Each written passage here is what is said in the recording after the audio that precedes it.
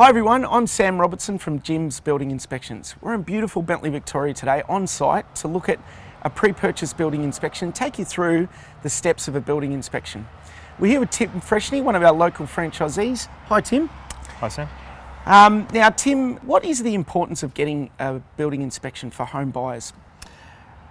We can go through, have a good look through the house. We go right through the roof, under the house, right through in the house, and just have a really good look through to make sure that we find any issues. Basically anything that's going to cost you money that you might want to know about when you're purchasing the most expensive thing in your life.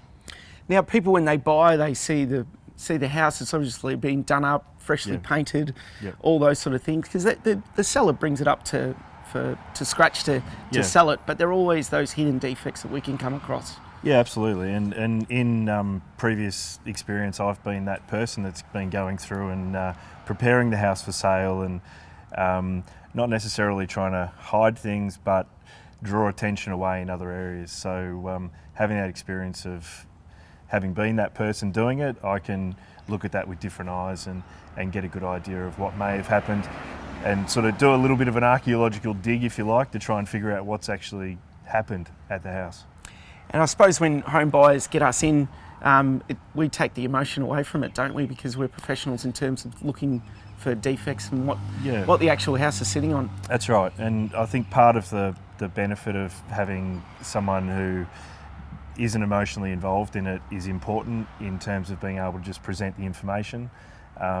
Not there to tell you whether you should buy the house or not. It's more about letting you know the condition of the house, and then you being able to make that decision based on all the facts that you probably wouldn't have had if you didn't have a building inspection done. Now Tim, you're a qualified builder, been in the building game for a long time. Yes. What was the reason for the change? It was just being able to leverage all the experience in carpentry, waterproofing, and sort of doing inspections for people and not getting paid for them, I guess, and being able to formalise that, and being a little bit more flexible in what I was doing and not so tied down to specific jobs for sort of 6 to 12 months at a time. It just makes it a lot easier and takes a lot of pressure off, to be quite honest, as well. So it's been a good move. And getting off the tools is obviously a little bit of an advantage and something you enjoy. It's an advantage until I start doing some stuff at home, and then I feel it afterwards. But yeah, it's definitely been a positive side of it. Yeah. Now, Jim's Building Inspections is the largest building inspector in Australia and New Zealand. Yep. Why do you think that's the case? They've just got great support. The technology behind it, the app we talk about a lot, it's nice and easy to use, the systems that are set up in place, and just the support from the office, and everyone knows the name, and that adds a good portion of credibility to what you're doing as well. And in terms of credibility, all our guys and girls are all qualified building professionals, which is something that you need to have when you're doing these types of inspections, I would have thought. Yeah, absolutely. It's it is a largely unregulated industry as such, but having that knowledge and experience, and that's vetted out before you can join, was one of the things that really attracted me to it as well. Okay, well let's get to it. We'll take you through a pre-purchase building inspection. So here we are on the outside of the property. We're looking for defects as we walk around, but I thought I'd just ask Tim, what are we actually looking for in a building inspection? So we break down the classifications of what we find within the property as far as safety defects, so anything it might be electrical, gas, or it could even be a tripping hazard or something like that, down to minor defect, which is generally a maintenance item. Yep. That really is not going to be either here or there if it's actually fixed or not, but it's always good to know. To a major defect, which is likely to cause further damage, and it could be a major structural defect. And most contracts have if it's a condition of your sale, quite often you'll have an exit clause in the contract for a major structural defect. And that can either be something that you might look at renegotiating the contract, or even exiting the contract if it's serious enough. And then we go through with the termite as part of a pest inspection, and if we find any termite activity or previous damage and those sort of things as well, and conditions that we deem to be conducive to termite activities, so conditions that they may enjoy living in, if you like. So we want to make it as uncomfortable for them as possible.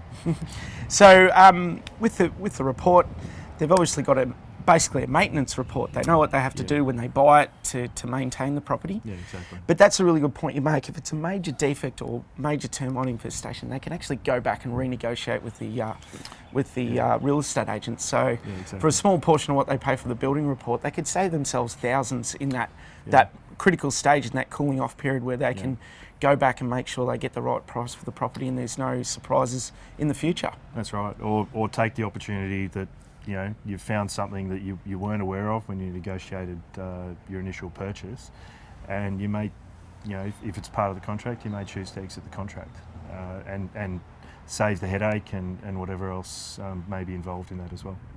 So most of the time we've got good news for the clients, but there's the occasional one where we have to have that conversation with them, don't we? That's right. Yeah. And it really depends on the clients. I've had clients that have had a property looked at, and the stumps have been all but gone, but they've got a brother-in-law who's a re-stumper or something like that. So again, it's not about whether you should buy the house or not. It's about informing you about what is the issue with the house or issues with the house, and then just making sure you're aware of it, and you may very well be in a great position to fix those things very easily.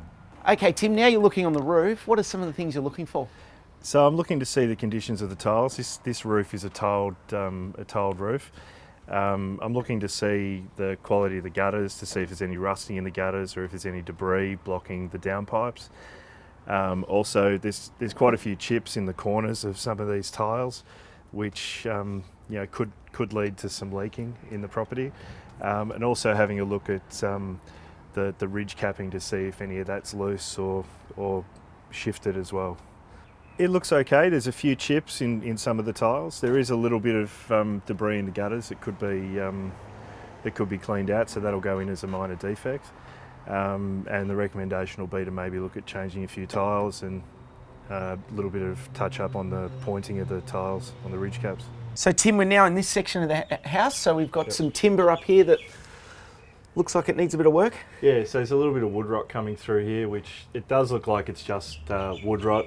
We've got a little bit more over the side here where it connects to the house and the fascia. This is probably a little bit of a dead part of the house, so it probably doesn't dry out particularly well. So this could be an issue not only just for wood rot, it could even be some termite activity coming up the timber of the house there, which would then give them access into the house. And we've even got a bit of, if you can see there behind there, the door and the frame there's a little bit rotted as well. So there's quite a bit of vegetation around here, which is going to be affecting the ventilation of the house as well. And obviously with the steps here, there's a bit of a concealed spot as well. So that'd go in as minor defects, but also as a ventilation issue that could be a termite problem. And obviously a strong recommendation to fix the rotting timber, because as much as it is a minor defect in terms of wood rot, it's also, given that area there, that's also potentially a safety hazard as well. So that'd certainly be a reasonably urgent thing that would need to be fixed. So as I'm walking up towards the subfloor here, I've noticed that the deck, some of these boards are a bit loose. There's also some loose brickwork under here, probably from some previous plumbing works. And also this step, as I step down, is well oversized by today's standards. So that'd probably go in as a safety issue. As by today's standards, that wouldn't be compliant, but when this was built, it may have been. But it's hard to comment on that, but that's obviously potentially a safety issue that should be looked at. So under the house here, and there's a little bit of debris. There's quite often a little bit of rubbish under the house. The issue with that is it can potentially conceal defects. Also noticed this pipe looks like it's been replaced at one stage. This really should be clipped up to the underside of the joist, much like this one is here. And also the stumps here, we've got a little bit of bitumen flashing here, which stops the moisture going up through into the timber from the concrete. These really should have ant caps on them. They don't stop the termites, but they make life difficult for them and makes it easier for us to identify if there is some termite activity, because they have to actually come out and pass the ant caps there.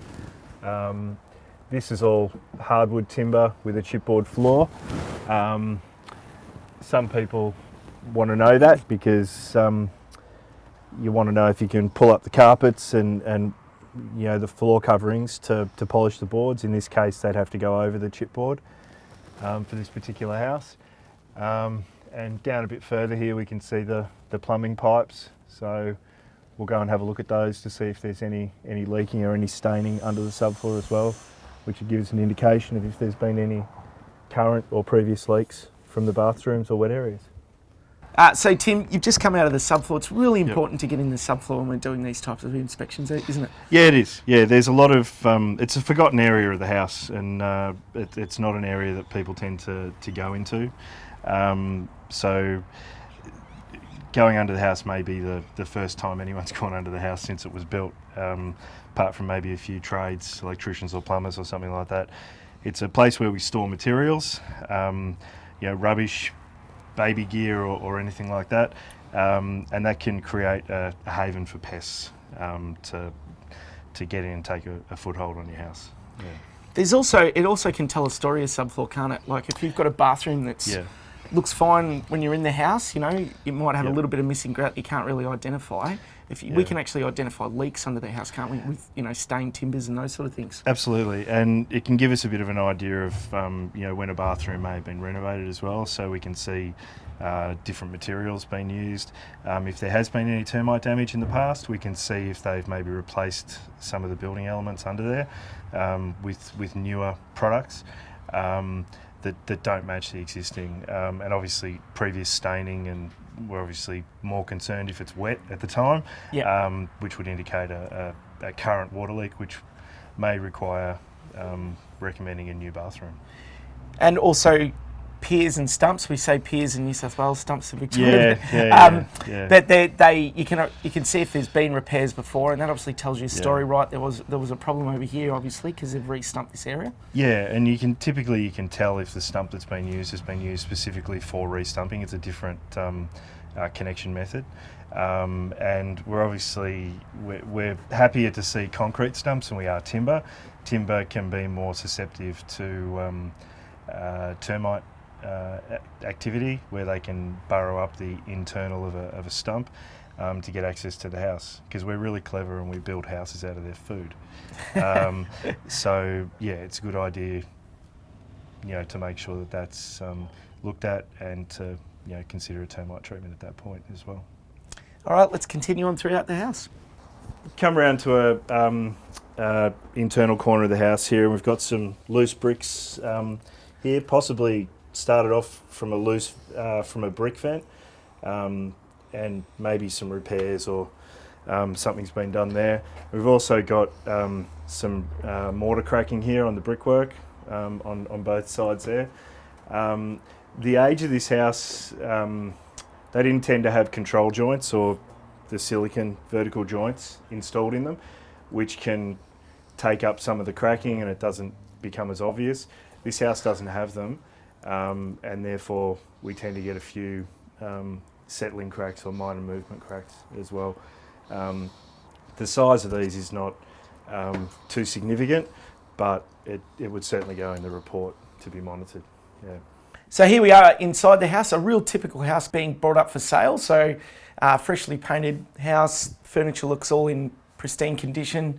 So most home buyers are looking at, where they're going to have their kids, where they're going to watch their television, what the plantation shutters look like, all those sort of things. But we're actually looking for those hidden defects now in a freshly painted home.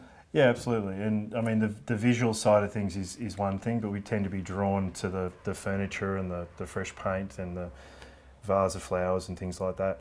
I'm sort of looking past all that, and I want to see what's been hidden. So, I'm looking to see if there's any cracks that have been patched up that, might indicate that there has been some building movement or something like that. And then my favourite toy/tool being my thermal imaging camera.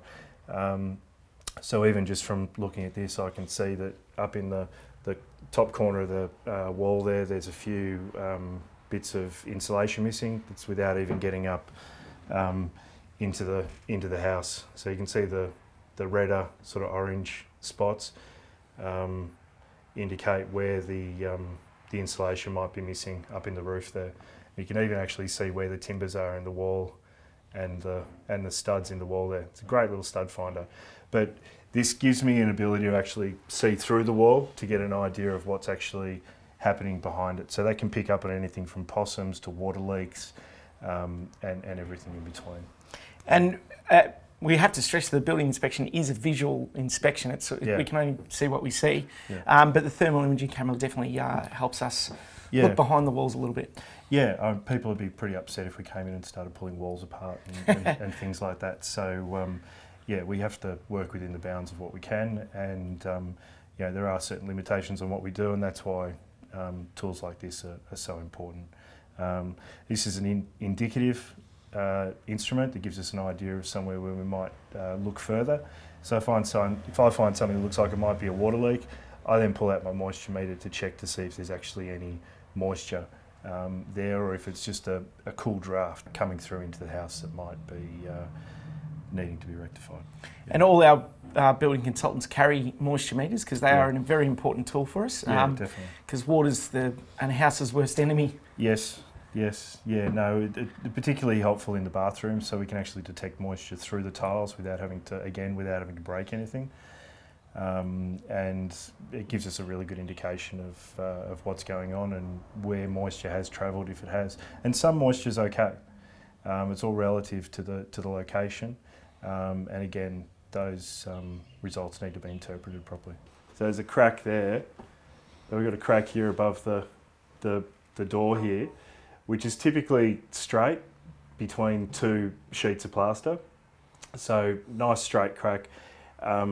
I'd much rather see a straight crack than a diagonal crack. A lot less force required and a lot less building movement to cause that.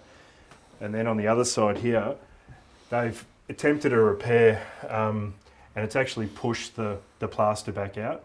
Again, it's from basic building movement, I believe. So they go in as a minor defect, but looks like they have attempted to patch it up. So we've had a look at the ensuite, which has been recently renovated. Looks pretty good. But we see here we've got a bit of a dated bathroom. Yeah. So what are some of the things you're looking for in a particular area like this that can pose a few problems in terms of water damage? Yeah, look, definitely the shower area here. It looks like there's been some sort of a repair or modification done here. The wall tiles are actually further recessed in than what the shower tiles are. So possibly they've actually gone over the top of the existing tiles here. And given the depth of the tiles there, that would indicate there's a cement sheet behind that. Given the age of the house, we'd need to find out the age as to whether it might be potentially asbestos in behind the tiles there. Also, just looking at general wear and tear, we've got some chips in the bath there, and down the bottom corner here we've got some grout caulking missing down the bottom of the shower there. This can all lead to moisture coming out of the shower when it's being used, so we'll certainly try and check the other side of the walls here to see if it has leaked out. We've got a good old-fashioned shower base too, which seems to work better than the modern way of doing things now with showers directly on tiles. Yeah, they're a bit more trusted. Yeah. There's a lot less that can go wrong, but they do tend to be... we sort of forget about them, and then we do the walls, tile the walls, and maybe it's not waterproof properly. Waterproofing is a trade. It is a technical job, as much as a lot of people think it's just slapping some paint on the walls. There is actually quite a bit of technique behind it, and doing that wrong, or even using the wrong types of components together, can lead to deterioration in the waterproofing membrane and subsequent leaks. Yeah. And you just mentioned to me before, but we'll show the viewers, there was some major sort of grout missing over on this side. Yeah. So that tells us a story that there could be some water damage behind the wall, and that's where we could possibly use our thermal imaging camera to see if there's any issues there. Yeah, absolutely. So we're on the wall on the other side of the bathroom that we were just in, where there was a little bit of grouting missing there, or caulking. We've come on the other side and we've actually got a little bit of water damage happening there. So as I said before, this is really indicative of what's happening. So that's when I bring in the moisture meter to confirm that. So if we come through, I have a look through there. There's really nothing there. As we come across, our moisture starts being identified. So look, at this point, you'd recommend an invasive inspection. I can't just go cutting into the wall to find out what's going on there, but what I can say with a degree of certainty is there is moisture in that wall, which, being on the other side of the bathroom, would indicate there is moisture coming from the bathroom, and that an invasive inspection would be recommended at that point to determine the cause and the amount of damage that's actually there too. So when I was under the subfloor, I noticed that copper pipe was loose, and that was pretty much underneath this bathroom. When I've come in here, not particularly scientific, but we're getting a little bit of bounciness in the floor here. So this could be the bearer and the joist rubbing. It could be that copper pipe that's loose, or any other pipe under there, or it could even be the sheeting between the subfloor and the tiles there. So it'd definitely go in there as a defect that would want to be looked at least monitored over time to see if it gets worse. So I'm up in the roof here, and a lot of the insulation has been moved out of the way. Some of it for halogen lights, because obviously you don't want too much heat around your halogen lights. But the insulation being disturbed the way it has, there's bits missing all over the place, is going to be affecting the energy efficiency of the house. And also up here, we've got a fairly large skylight. And in the process of installing this, they've actually cut through one of the rafters up on the roof here. So that'd certainly go down as a major defect, because, well, they've taken out part of the roof structure and they haven't modified the roof to account for that. So that's definitely a major issue that may lead to some sagging in the roof or something like that. And as for the rest of the roof here, it's really just the insulation and a bit of rubbish up here that really needs to be addressed. Again, that hides potential pest activity or something like that too. So yeah, we'll go back down and see what we can find. So in one of the back bedrooms here, we've got a crack running diagonally. It looks like if we sort of piece a few things together here, the gap in the door here, we can see the gap's a bit bigger here than what it is at this end. And then we've got this diagonal crack running across here. So there's been a little bit of movement here, and I'd suggest that this side of the wall has slightly, which may be the result of moisture issues. We're actually near where the wood rot was in the other part of in outside. So there may be a little bit of moisture in this particular area that may be settling on this side a bit more than the other side, which causes a little bit of building movement that's not consistent around the property, and that's when we start to get a few cracks like this. So that would definitely go down as a minor defect and a monitor. Have you ever thought about getting off the tools and getting paid for your knowledge and experience in the building industry? Well, maybe building inspection is an option for you. Jim's Building Inspections has been around for 8 years with over 140 franchisees across Australia and New Zealand. We provide all the training for all the services that we do. We provide trial days with franchisees, and we give you an opportunity to get out there and see what a building inspection is all about and if it suits you. So what we're looking for highly motivated individuals who are willing to put in the time to building and managing their own business. We want building professionals who care about their work and care about their customers. So if you want to get off the tools, you're sick of chasing money and you want to get paid before you do the job, maybe building inspections is for you. So pick up the phone, call 131 546 or go to our website, jimsbuildinginspections.com.au.